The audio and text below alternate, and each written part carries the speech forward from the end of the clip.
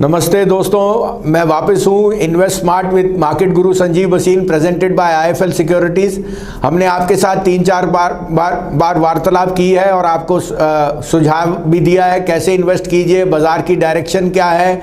हमने दिवाली पिक्स दी थी और आज हम आपको बताना चाहते हैं अगर आप फर्स्ट टाइम इन्वेस्टर हो आपको क्या क्या एहतियात बरतने चाहिए बिफोर यू स्टार्ट इन्वेस्टिंग।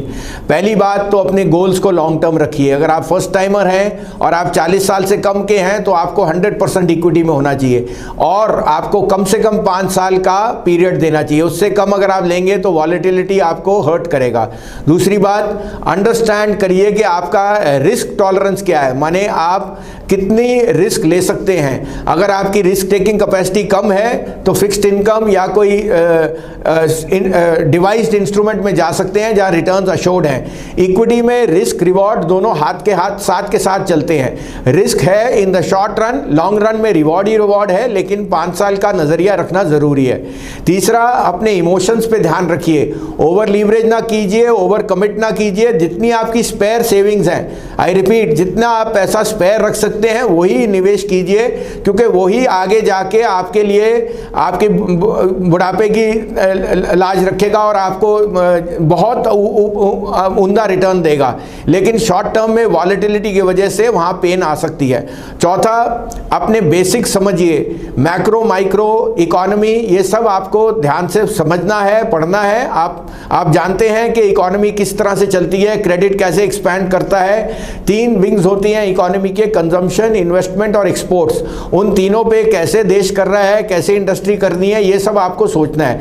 क्योंकि शॉर्ट टर्म में market can be driven by floors and emotion, लेकिन लॉन्गर टर्म पे सिर्फ मैक्रोज और अर्निंग्स ही बाजार को चलाती हैं। इस कारण से आपका पूरा इसमें रिसर्च होना चाहिए। अगर आप नहीं कर सकते तो कोई अच्छे इन्वेस्टमेंट हाउस से मिलिए, कोई ब्रोकरेज हाउस से। आईएफएल सिक्योरिटीज यहाँ सबसे लंबे पीरियड से है, we are in the top 3 brokerage houses और हम यहाँ अपने 30 साल का तजुर्बा आपके साथ शेयर करना चाहते हैं। इस कारण से रिसर्च करना सबसे ज़रूरी है। चौथा, अपनी इन्वेस्टमेंट्स को डाइवर्सिफाई ज़रूर करिए।